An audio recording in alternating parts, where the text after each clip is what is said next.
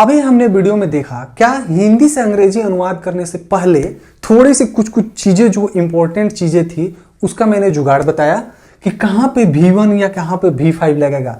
जैसे जुगाड़ में यानी हिंदी से अंग्रेजी में अनुवाद करने का नियम है कि अगर प्रेजेंट इंडेफिनिट टेंस में है तो उसे हम किस में करेंगे, सब्जेक्ट प्लस V1 या V5 plus other word. Other word का मतलब अब इसको पूरे ये जो स्ट्रक्चर है, ये जो जुगाड़ है, इसको पोस्टमार्टम करते हैं। ये सब्जेक्ट क्या है, सब्जेक्ट मतलब कर्ता जिसने कोई काम किया। जैसे मैं आपको पढ़ा रहा हूं और आप पढ़ रहे हैं तो मैं पढ़ा रहा हूं, तो अगर पढ़ाने की जो क्रिया है मैं कर रहा हूं तो यानी वो क्या है, करता है। सब्जेक्ट भी पहचानने का एक जुगाड़ मैं दूंगा, थोड़ा सा एग्जांपल देख लेते हैं, उसके जस्ट बाद आपको सब्जेक्ट पहचानने का एक जुगाड़ जबरदस्त दूंगा। अब कहेंगे कि V1 या V5। अब देखो V1 क्या होगा, तो मेन वर्ब होगा। मेन वर्ब यानी मेन वर्ब अपने असली रूप में क्या होते हैं, प्लूरल होते हैं, जैसे गो, कम, ये जितने सारे हैं। V5 ये क्या है, V5 यानी सिंगुलर वर्ब है। कौन सा वर्ब है बेटा, तो सिंगुलर वर्ब है। ठीक, ये अदर वर्ड जो होते हैं कहीं कहीं ऑब्जेक्ट के भी नाम से जानते हैं। अदर वर्ड का मतलब कोई जिस पे कोई काम किया जा रहा है। अब जैसे एग्जांपल आपको दे के समझाता हूं। अब यहाँ पे ये इसको हम लोग पहले देख लें, ये क्या है, अफर्मेटिव सेंटेंस का पहचान है। कौन सा सेंटेंस, तो अफर्मेटिव।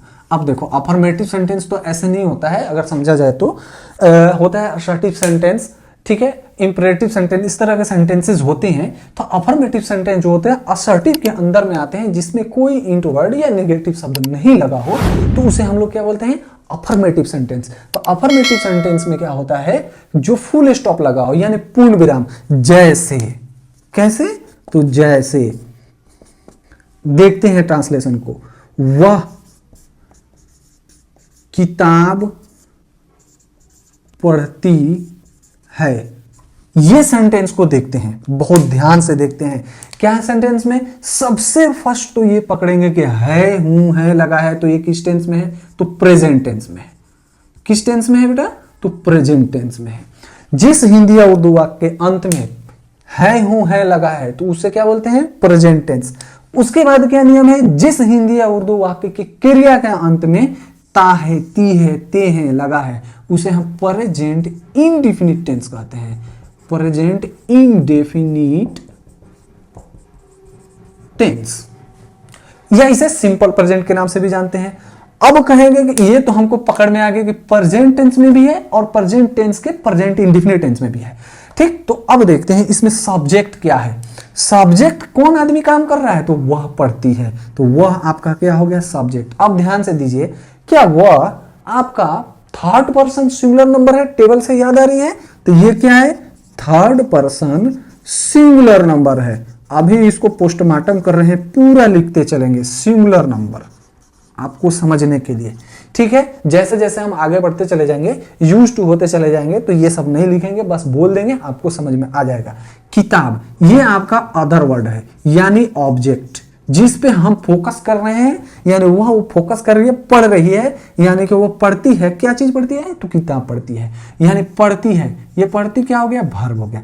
वर्ब का कौन सा फॉर्म है, अब यहां देखेंगे कि थर्ड पर्सन सिंगुलर नंबर है तो सिंगुलर सब्जेक्ट है, यानी सिंगुलर नंबर है तो मतलब सिंगुलर सब्जेक्ट है, तो सिंगुलर सब्जेक्ट के साथ सिंगुलर वर्ब। अभी हम लोग ने जुगाड़ में देखा, तो सब्जेक्ट सबसे फर्स्ट आएगा, यहाँ पे ये सब्जेक्ट हो गया। सब्जेक्ट क्या है, वह पढ़ती है, यानी कि लड़की है, कोई लड़की औरत जो भी है पढ़ती है, यानी कि मतलब सी, क्या होगा, सी। उसके बाद से V1 या V5 सिंगुलर सब्जेक्ट के साथ सिंगुलर वर्ब। सिंगुलर वर्ब क्या होता है, जिसमें एस या ईएस लगा हो, तो सी रीड्स।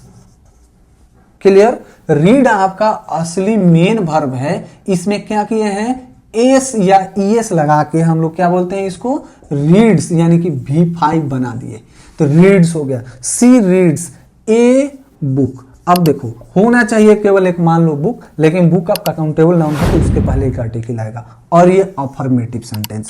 यहां इसका पोस्टमार्टम ये होगा कि ये है आपका थर्ड पर्सन सिंगुलर नंबर, ये है आपका वर्ब, और ये आपका क्या है, ऑब्जेक्ट। ये तो आर्टिकल हो गया और ये अफर्मेटिव सेंटेंस है। क्लियर, कोई दिक्कत, एनी गजन समझने में। एक दो और एग्जाम्पल को हम लोग देखते हैं कि क्या क्या चीजें इसमें आती जाती है। चलिए एक और एग्जाम्पल को देखते हैं। मैं फुटबॉल खेलता हूं, इसमें क्या है, आई क्या है, आपका सब्जेक्ट हो गया। खेलता हूं, ताहू तीहू लगा है, तो ये सिंपल प्रेजेंट में यानी कि किस में है, सिंपल प्रेजेंट यानी कि प्रेजेंट इंडेफिनिट में है। ठीक है, मैं खेलता हूं तीही लगा है। अब ये क्या है, आपका वर्ब हो गया और ये आपका ऑब्जेक्ट हो गया। पहचान में आ रहा है सब्जेक्ट कौन है, वर्ब कौन है और ऑब्जेक्ट कौन है। नहीं समझ में आ रहा है तो इसका भी जुगाड़ दूंगा, थोड़ा सा धीरज रखते हैं। सबसे पहले मैं फुटबॉल खेलता हूं, मैं का क्या होगा, आई। फुटबॉल खेलता हूं, फुटबॉल यानी खेलता हूं, फर्स्ट पर्सन, ये क्या है आपका, थोड़ा सा इसको भी समझ लेते हैं। फर्स्ट पर्सन सिंगुलर नंबर, कौन सा है, फर्स्ट पर्सन सिंगुलर नंबर। ये क्या है, मैं फुटबॉल खेलता हूं। उसके बाद से ये वर्ब हो गया आपका, ये ऑब्जेक्ट हो गया आपका। तो फर्स्ट पर्सन सिंगुलर नंबर है। अभी हमने टेबल में देखा है कि फर्स्ट पर्सन सिंगुलर नंबर के साथ क्या होता है, V1 का प्रयोग किया जाता है, यानी कि सब्जेक्ट में क्या होगा, आई, उसके बाद V1 लगेगा। खेलता, खेलता का इंग्लिश क्या होता है, प्ले।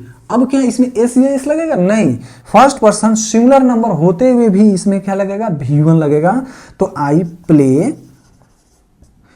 फुटबॉल। ठीक, ये गेम का नाम है। ठीक है, तो गेम के नाम के पहले आर्टिकल का प्रयोग नहीं किया जाता है, एन का, दी का कभी कभी प्रयोग किया जाता है। तो आई प्ले फुटबॉल, अगर वही केवल गेंद होगा फुटबॉल, तो उसके पहले, फुटबॉल गेंद के पहले ए आर्टिकल का प्रयोग होगा। जैसे एक और एग्जांपल को हम लोग देखते हैं। लास्ट में क्या लगा है, ताहे तीहे ते है, तो ये ताहे तीहे तो आपको दिख गया कि प्रेजेंट इंडिफिनिट में है। ठीक है, उसके बाद क्या है, जब प्रेजेंट इंडिफिनिट में है, फटाक से इस नियम को याद करेंगे, सब्जेक्ट प्लस V1 या V5 प्लस अदर वर्ड। ठीक है, जिसे हम लोग ऑब्जेक्ट बोलते हैं। तो तुम सेकंड पर्सन, क्या है, सेकंड पर्सन। सेकंड पर्सन क्या है, सेकंड पर्सन प्लूरल नंबर भी हो सकता है, या सिंगुलर नंबर। तुम या तुम लोग जो होते हैं वो सिंगुलर नंबर भी होता है, प्लूरल नंबर। तुम तो आपका सिंगुलर नंबर होगा, इसका प्लूरल तुम लोग होगा। तो यू से होता है तुम या तुम लोग। ठीक है, तो यू विद्यालय जाते हो, क्या यहाँ पे गो होगा या गोज होगा, गो होगा। क्यों गो होगा, क्योंकि तुम क्या है, सेकंड पर्सन सिंगुलर नंबर है। जहां सेकंड पर्सन आया वहां पे V1 का प्रयोग करते हैं। यू गो टू स्कूल,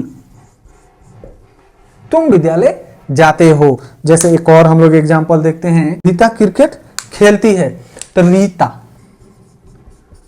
कोई नाम, दुनिया का कोई भी नाम अगर किसी एंड के द्वारा नहीं जुड़े हो तो सिंगुलर सब्जेक्ट होते हैं। थर्ड पर्सन सिंगुलर नंबर, तो रीता प्लेज, रीता प्लेज, ना कि प्ले। क्यों, थर्ड पर्सन सिंगुलर नंबर। तो third person singular number, singular subject के साथ सिंगुलर वर्ब तथा प्लूरल सब्जेक्ट के साथ प्लूरल वर्ब। तो रीता प्लेज क्रिकेट। क्लियर, यहां तक आपको कोई दिक्कत नहीं है, दिक्कत ना।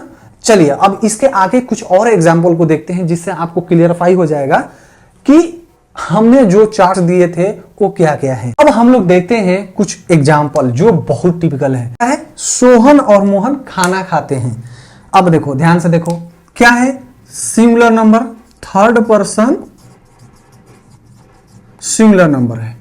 यहां भी क्या है, थर्ड पर्सन सिंगुलर नंबर है, लेकिन किससे जुड़ा है, और से जुड़ा है। जब दो सिंगुलर नंबर यानी थर्ड पर्सन सिंगुलर नंबर यानी नाम कोई और से जुड़ा हो तो क्या बन जाते हैं, वो प्लूरल बन जाते हैं। और इसमें खाते हैं, ते हैं लगा है, तो ये प्रेजेंट इंडेफिनिट हो गया। खाना आपका ऑब्जेक्ट हो गया, ऑब्जेक्ट हो गया।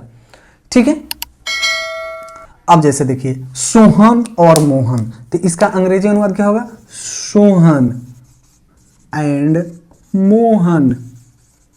नाम का पहला अक्षर कैपिटल होता है। सोहन एंड मोहन क्या करते हैं, खाना खाते हैं। तो खाना खाने का क्या हो जाता है, it. Sohan and Mohan it food. क्या होगा, Sohan and Mohan it food, खाना खाते हैं, भोजन करते हैं। ठीक है, अगर वही होता कि सोहन और मोहन खाते हैं केवल, तो सोहन एंड मोहन इट। लेकिन सोहन और मोहन खाना खाते हैं, तो क्या होगा, Sohan and Mohan eat food.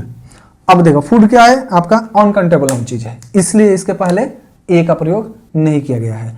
अब देखते हैं एक और एग्जांपल को। सीता या गीता गीत गाती है, सिंगुलर नंबर होते हुए भी या से जुड़ा हुआ है। जब या से जुड़ा, इसका मतलब क्या है, अगर इन दोनों सेंटेंस को देखा जाए, मान लो ये सोहन है ये मोहन है, तो सोहन और मोहन दोनों एक साथ हो गए, खाना खाते हैं। तो जब दो हो गए तो क्या ये प्लुरल हो गए कि नहीं, प्लुरल हो गए। वहीं पे सोहन सीता या गीता, मान लो ये सीता है या गीता, सीता या गीता कोई एक, समझ रहे हो ना। तो जब एक हो गए तो सिंगल हो गया, सिंगुलर सब्जेक्ट के साथ सिंगुलर वर्ब। तो सीता या गीता, तो सीता और गीता गीत गाती है, सिंग्स, सिंगुलर सब्जेक्ट के साथ सिंगुलर वर्ब, और वर्ब अपने असली रूप में प्लुरल होते हैं तो उसमें एस या एस लगा के सिंगुलर बनाया जाता है। सीता और Gita sings a song. Clear? मुझे पूरी उम्मीद है कि आपको ये प्रेजेंट इंडेफिनिट को हिंदी से अंग्रेजी में अनुवाद करने का नियम आपको समझ में आ गया हो। मेरे दोस्तों, अभी तक हमने जो भी सेंटेंसेस, जो भी वाक्य देखे, वो किस में थे, अफर्मेटिव सेंटेंस में थे। अफर्मेटिव यानी प्रेजेंट इंडेफिनिट का अफर्मेटिव सेंटेंस में थे। अब उस वक्त से आपने देखा जो भी वाक्य, उसमें क्या आपने इजिली सब्जेक्ट को पहचान लिया? क्या है सब्जेक्ट? इसमें कौन सा जो शब्द दिख रहा है वो सब्जेक्ट है? नहीं पहचान पाए ना। हमको लग रहा है थोड़ा सा आपको डाउट जा रहा होगा। उस डाउट को क्लियर करने के लिए एक और जुगाड़ मैं बताता हूं। क्या है जुगाड़? कि आप सब्जेक्ट को पहचान जाएंगे, उसमें आप वर्ब को पहचान जाएंगे। जैसे जुगाड़ फर्स्ट में हम लोग देखते हैं क्या, कि अगर कोई भी वाक्य दिया रहे तो उसमें कौन, यानी कि लिख सकते हैं कि वाक्य में कौन लगाकर सब्जेक्ट चुनते हैं। कौन लगाकर सब्जेक्ट चुनते हैं। जैसे एक एग्जांपल देखते हैं, जैसे में राधा संगीत बजाती है। कौन संगीत बजाती है? अगर यहां पे इस सब्जेक्ट में लिख दिया जाए कि कौन संगीत बजाती है, कौन संगीत बजाती है, तो राधा, दिखा सब्जेक्ट क्लियर हो गया। उसी तरह से एक और एग्जांपल को देखा जाए, थोड़ा वीडियो लंबा होगा लेकिन आपको पूरी तरीके से क्लियर हो जाएगा प्रेजेंट इंडेफिनिट टेंस, वो भी उसका किसका, अफर्मेटिव सेंटेंस। जब अफर्मेटिव समझ में आ जाएगा तो नेगेटिव इंट्रोगेटिव यूं चुटकी में समझ में आ जाएगा, कोई बड़ी चीज नहीं है। सबसे फर्स्ट तो प्रेजेंट इंडेफिनिट टेंस का अफर्मेटिव पहचानना इंपॉर्टेंट है। जैसे सोहन शिकार करता है। कौन शिकार करता है? तो सोहन। कौन करता है? कौन लगाइए इसमें, कौन करता है? तो सोहन, आपका सब्जेक्ट हो गया। ठीक है। अब जैसे एक और एग्जांपल को देखें, कौन पाठशाला जाती है? तो सोनी, आपका सब्जेक्ट ही क्लियर हो गया। देखिए ये केवल प्रेजेंट इंडेफिनिट के लिए नहीं है, present tense, past tense, future tense, सारे टेंस के लिए है आपको सब्जेक्ट चुनना। टेंस ही छोड़ो, लगभग जो भी जिसमें सब्जेक्ट आ रहे हैं, जो कोई कर रहा है, जो व्यक्ति या कोई भी नाउन या कोई भी चीजें जो कर रहा है, उसमें अगर कौन लगा देंगे तो आपका सब्जेक्ट क्लियर हो जाएगा कि आपका सब्जेक्ट कौन सा है। ठीक है। अगर आपको ये वीडियो समझ में आया, पसंद आया, तो वीडियो को लाइक करें, वीडियो को शेयर करें और चैनल को कतिक क्लासेस को सब्सक्राइब करें।